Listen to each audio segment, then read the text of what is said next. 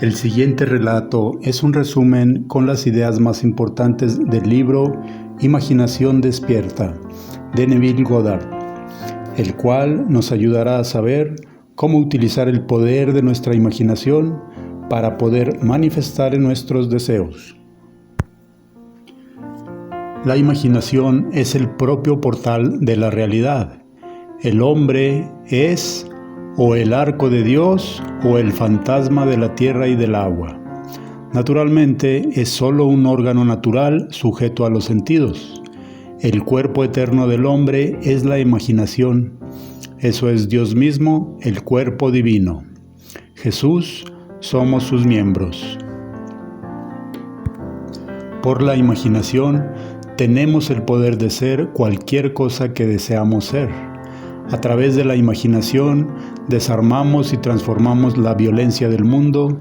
Nuestras más íntimas, así como también nuestras más casuales relaciones, se convierten en imaginativas, a medida que despertamos del misterio escondido por los siglos. Que el Cristo en nosotros es nuestra imaginación. Entonces nos damos cuenta que solo cuando vivimos por la imaginación podemos decir que verdaderamente estamos viviendo.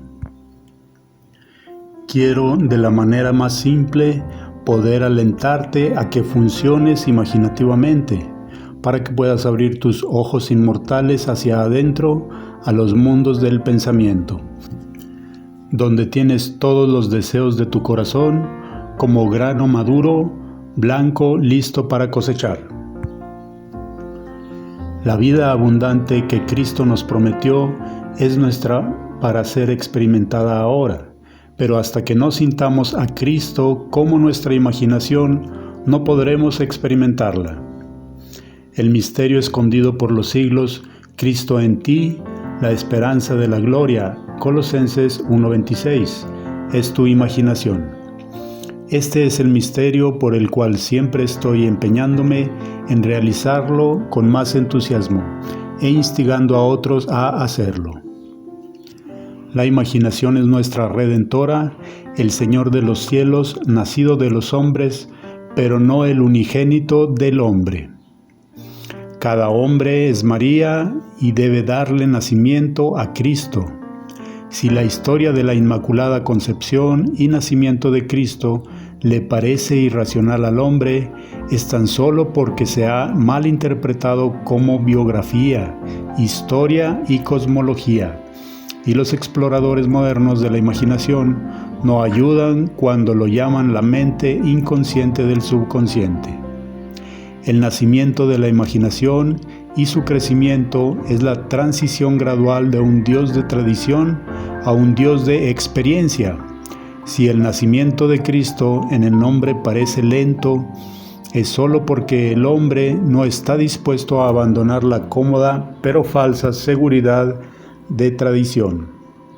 Cuando la imaginación es descubierta como el primer principio de la religión, la piedra del entendimiento literal habrá sentido la vara de Moisés, y como la roca de Sión, provee el agua del significado psicológico para saciar la sed de la humanidad, y todos aquellos que tomen la copa ofrecida vivan una vida de acuerdo a esta verdad, transformarán el agua de significado psicológico a el vino del perdón.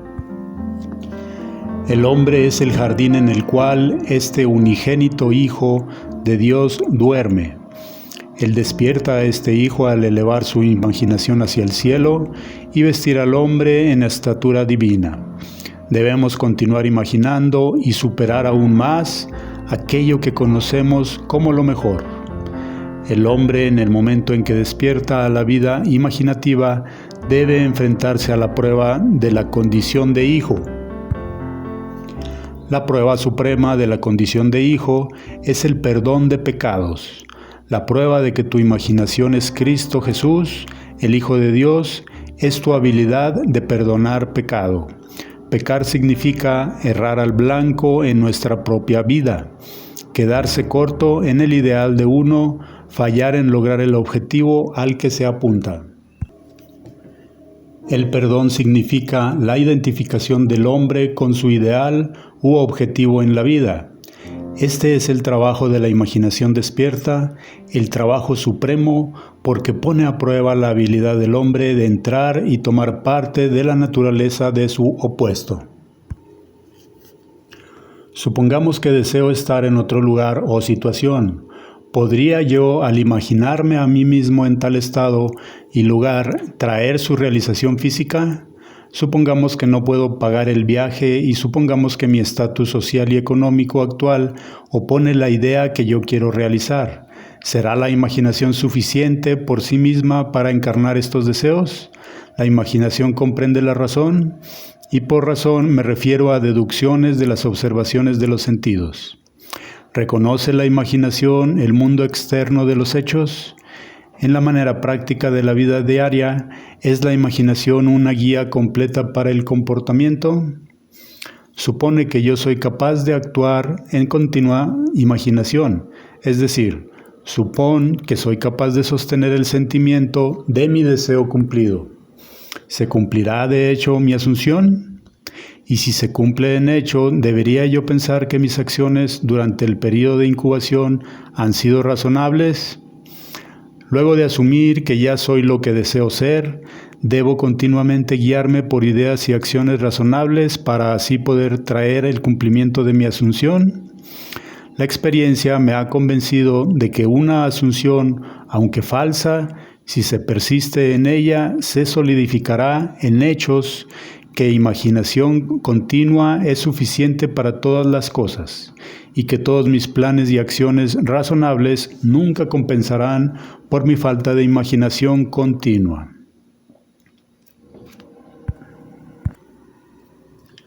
La verdad depende de la intensidad de la imaginación, no depende de hechos externos. Los hechos son el fruto dando testimonio del uso o mal uso de la imaginación. El hombre se convierte en lo que imagina. Él tiene una historia autodeterminada. La imaginación es el camino, la verdad, la vida revelada. No podemos encontrar la verdad con la mente lógica, donde el hombre natural de los sentidos ve a un capullo, la imaginación ve a una rosa totalmente florecida. A medida que despertamos en la vida imaginativa, descubrimos que imaginar una cosa es hacerla en realidad, que un verdadero juicio no debe conformarse con la realidad externa a la que se relaciona. El hombre imaginativo no niega la realidad del mundo externo de los sentidos de lo que será, pero él sabe que el mundo interno de imaginación continua es la fuerza por la cual el mundo externo de los sentidos de lo que será se manifiesta. Él ve al mundo externo y todos sus acontecimientos como proyecciones del mundo interno de la imaginación. Es una cosa maravillosa descubrir que puedes imaginarte a ti mismo en el estado de tu deseo cumplido y escapar de la cárcel que construye la ignorancia.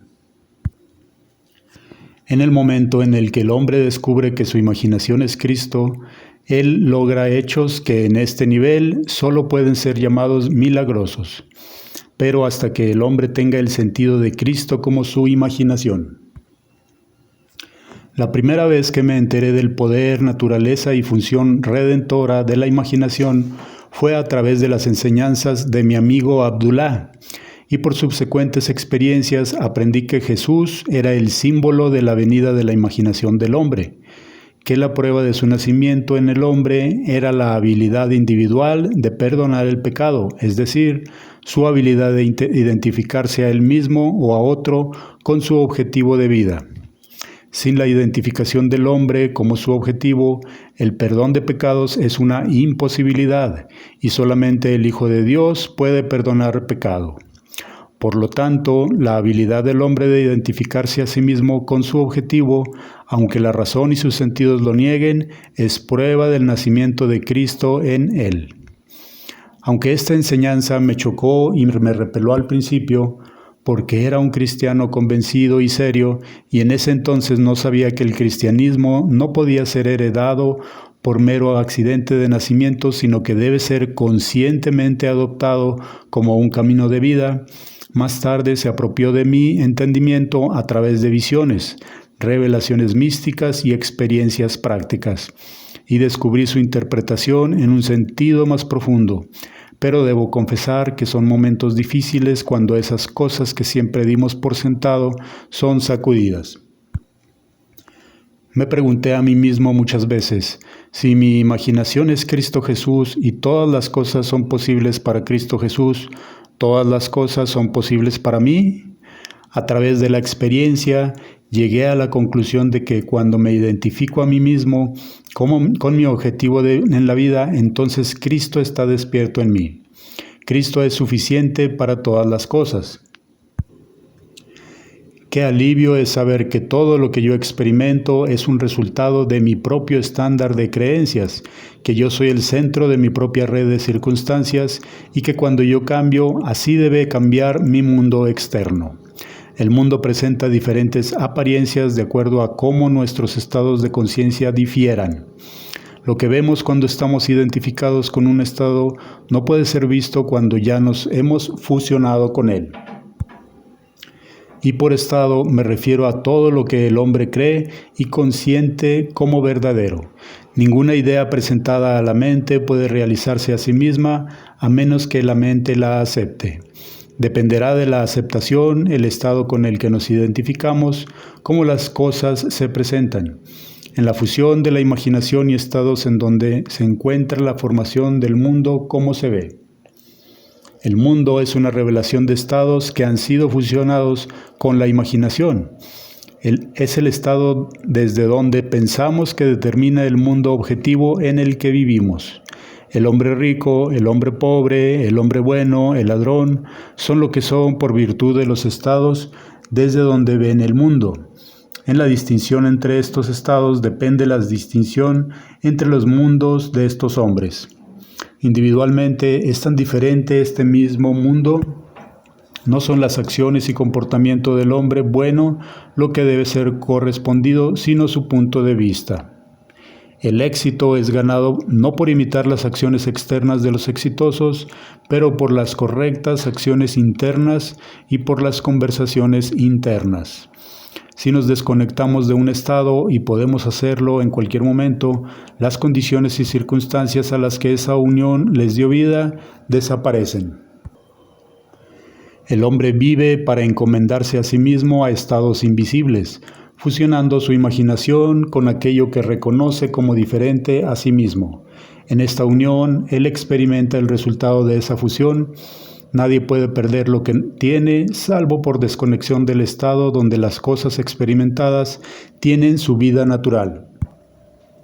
El fin de la imaginación es crear en nosotros el Espíritu de Jesús, que es perdón continuo de pecado, identificación continua del hombre con su ideal. Solo al identificarnos con nuestros objetivos podemos perdonarnos a nosotros mismos de haber fallado. Todo lo demás es trabajo en vano. En este camino, a cualquier lugar o estado al que le atribuyamos nuestra imaginación, también a ese lugar o estado gravitaremos físicamente. El deseo es el impulso primario de la maquinaria mental. Es una bendición. Es un derecho y un antojo natural, el cual tiene un estado de conciencia como su derecho y su satisfacción natural. Es necesario tener un objetivo en la vida. Sin objetivo deambulamos. ¿Qué es lo que quieres de mí? Es la pregunta implícita que más seguido se pregunta la figura central en los evangelios. Al definir tu objetivo, debes quererlo. Es la falta de esta dirección pasional hacia la vida lo que hace que el hombre falle en lograrlo. La distancia del puente entre deseo en pensar y en satisfacción, pensar desde, es lo más importante.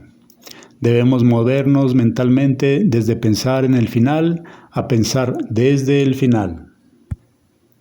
Esto es algo que la razón nunca podría hacer. Por su naturaleza está restringida a la evidencia de los sentidos, pero la imaginación, al no tener limitaciones, puede hacerlo. El deseo existe para ser gratificado en la actividad de la imaginación. A través de la imaginación, el hombre escapa de la limitación de los sentidos y la esclavitud de la razón. La vida es algo controlable. Tú puedes experimentar lo que se te plazca una vez que te des cuenta que tú eres su hijo y que eres lo que quieres por virtud del estado de conciencia desde el cual piensas y ves al mundo.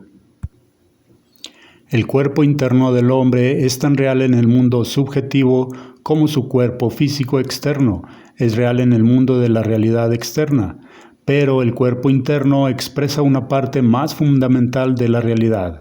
Este cuerpo interno que existe en el hombre debe ser conscientemente ejercitado y dirigido. El mundo interno de pensamiento y sentimiento con el que el cuerpo interno está en sintonía tiene su propia estructura real y existe en su propio espacio elevado. Hay dos tipos de movimientos, uno que va en relación con el cuerpo interno y otro que va en relación con el cuerpo externo. El movimiento que va en relación al cuerpo interno es causal, pero el movimiento externo es bajo compulsión. El movimiento interno determina al externo, al cual está sujeto, trayendo hacia lo externo un movimiento que es similar a las acciones del cuerpo interno. El movimiento interno es una fuerza por la cual todos los eventos han de suceder. El movimiento externo está sujeto a la compulsión aplicada por el movimiento del cuerpo interno. Construye mentalmente un drama que implique que tu deseo es realizado y haz uno que involucre movimiento de uno mismo. Inmoviliza tu cuerpo físico externo, actúa precisamente como si estuvieras por tomar una siesta y comienza la acción predeterminada en la imaginación. Una representación vívida de la acción es el comienzo de esa acción. Luego, mientras te vas quedando dormido, imagínate conscientemente dentro de la escena. No importa la duración de lo que duermas, una pequeña siesta ya es suficiente. Pero llevar la acción hasta quedarse dormido materializa la fantasía a la realidad. Al principio tus pensamientos pueden ser como ovejas sueltas que no tienen pastor. No te desesperes. Si tu atención deambula 70 veces 7, tráela de nuevo 70 veces 7 a su predeterminado curso, hasta que por mero cansancio siga el camino señalado. Al viaje interno nunca debe faltarle dirección. Cuando tomas tu ruta interna es para hacer lo que hiciste mentalmente antes de que comenzaras. Vas por el premio que ya has visto y aceptado. Para realizar tu deseo, una acción debe comenzar en tu imaginación, aparte de la evidencia de los sentidos, involucrando el movimiento del ser e implicando el cumplimiento de tu deseo. Cualquiera que sea el momento en que la acción del ser externo tome lugar para apaciguar el deseo, ese deseo se realizará. El movimiento de cada objeto visible es causado no por cosas externas al cuerpo, pero por cosas dentro de él, que operan desde dentro hacia afuera. El viaje está dentro de ti, tú viajas a través de las autopistas del mundo interno. Sin movimiento interno es imposible generar nada. La acción interna es sensación introvertida. Si construyes un drama mental que implique que ya has realizado tu objetivo, entonces cierra los ojos y lanza tus pensamientos internos, cerrando tu imaginación todo el tiempo en la acción predeterminada y sé partícipe de la acción. Entonces te convertirás en un ser autodeterminado. Es así que este principio creativo es realizado. Entonces, la clave para vivir con propósito es centrar tu imaginación en la acción y sentimiento del deseo cumplido, con tal conciencia, tal sensibilidad, que tú inicias y experimentas movimiento a través del mundo interno. Las conversaciones internas reflejan nuestra imaginación y nuestra imaginación refleja el estado con el cual estamos fusionados. Si el estado con el que estamos fusionados es la causa del fenómeno de la vida, entonces estamos liberados de la carga de preguntarnos qué hacer, ya que no tenemos otra alternativa más que identificarnos a nosotros mismos con nuestro objetivo. Y dado que si el estado con el que nos identificamos refleja nuestro discurso interno, entonces para cambiar el estado con el que estamos fusionados, debemos primero cambiar nuestras conversaciones internas. Detén toda vieja conversación mecánica interna que es negativa y comienza un nuevo discurso interno que sea positivo y constructivo desde las premisas del deseo cumplido. La conversación interna es el comienzo de la siembra de las semillas de las acciones futuras. Para determinar la acción, tú debes iniciar conscientemente y controlar tus conversaciones internas. Construye una oración que implique el cumplimiento de tu objetivo, como tengo un ingreso grande, estable y dependiente, consistente con integridad y beneficio mutuo, o estoy felizmente casado, soy deseado, estoy contribuyendo para el bien del mundo, y repite tales oraciones una y otra vez hasta que seas afectado internamente por ellas. Nuestro discurso interno representa en varias maneras al mundo en el que vivimos. Aquellos que van en busca del amor solo hacen manifestar su propia falta de amor, y las faltas de amor nunca encuentran amor. Solo los llenos de amor encuentran amor, y nunca tienen que ir a buscarlo. El hombre atrae lo que es. El arte de la vida es sostener el sentimiento del deseo cumplido y dejar que las cosas vengan a ti, no ir en busca de ellas o pensar que se nos van a escapar. Cuando la imaginación coincide con tu discurso interno sobre el deseo cumplido, habrá luego un camino directo en ti, desde adentro hacia afuera, y lo que de afuera reflejará instantáneamente lo que hay dentro de ti, y tú sabrás que la realidad solo se realiza con la conversación interna. Cada etapa en el progreso del hombre está hecha por el consciente ejercicio de su imaginación, coincidiendo su discurso interno con su deseo cumplido. Toda felicidad depende del uso activo voluntario de la imaginación para construir y afirmar internamente que somos lo que queremos ser. Nos igualamos a nuestros ideales al recordarnos constantemente nuestro objetivo y al identificarnos con él. Nos fusionamos con nuestro objetivo al ocupar el sentimiento del deseo cumplido frecuentemente.